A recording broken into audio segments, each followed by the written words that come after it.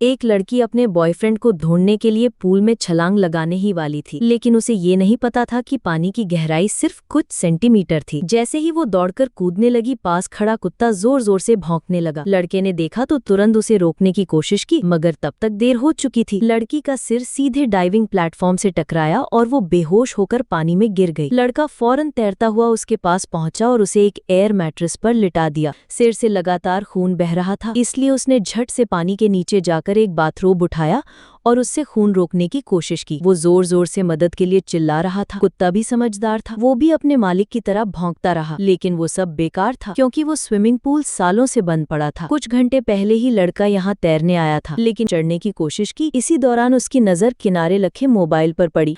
उसने बाथरोब की बेल्ट निकाली, चश्मे में बांधी और कोशिश की कि फोन तक खींच सके, लेकिन हर बार असफल रहा। आखिरकार थक हार कर वो जोर से चिल्लाने लगा, लेकिन सालों से वीरान उस पूल में सुनने वाला कोई था ही नहीं। तभी अचानक उसके मोबाइल पर उसकी गर्लफ्रेंड का कॉल आया। फोन वाइब्रेट करते हुए किनारे लुढ़क आया। उम्मीद की एक किरण दिखाई दी। वो धीरे धीरे हाथ बढ़ाने ही वाला था कि कुत्ता बैलेंस खो बैठा और नीचे गिर पड़ा। कुत्ता ऊपर चढ़ने की कोशिश करता रहा, लेकिन दीवारें इतनी चिकनी थीं कि वो चढ़ नहीं पाया। अब लड़के के सामने दो रास्ते थे, या तो फोन तक पहुंचे या अपने प्यारे कुत्ते को बचाए। थोड़ी दुविधा के बाद उसने पहले कुत्ते को बचाना चुना। उसने एयर मैट्रेस से कुत्ते को धक्का दिया और उसे ऊपर चढ़ा दिया, मगर जब वो फोन की तरफ मुड़ा तब तक फोन नीचे गिर चुका था। वो पानी और कम ना हो, इसलिए उसने बाथरोब से ड्रेनेज का मुंह बंद करने की कोशिश की, लेकिन ऊपर आते समय उसका चेन वाला लॉकेट पाइप में फंस गया और तभी बाहर उसके लिए ऑर्डर किया गया पिज्जा डिलीवर हो चुका था। डिलीवरी बॉय कॉल करता रहा, उसे सामने से भी देखा गया, लेकिन आवाज किनारे तक नहीं पहुंच पाई। लड़के ने पूरी ताकत से चेन तोड़ी, ऊपर आकर चिल्लाया, लेकिन तेज बाइक की आवाज में उसकी पुकार दब गई। अब तक उसका दम घुटने लगा था। वो एयर मैट्रेस पर चढ़कर बेहोश सा लेट गया। कुछ देर बाद जब लड़की ने देखा कि लड़का कॉल का जवाब नहीं दे रहा, तो वो पूल तक आई। उसे लेटे हुए देखकर सोचा कि सरप्राइज देगी, लेकिन खुद ही चोटिल हो गई। अंधेरा हो गया। लड़की अब भी बेहोश थी और उसके सिर से खून बह रहा था। कुत्ता अचानक एंट्रेंस की तरफ भौंकने लगा। लड़के ने मुड़कर देखा तो एक मगरमच्छ पूल की तरफ बढ़ रहा था। वो तुरंत कुत्ते को चुप रहने का इशारा करने लगा,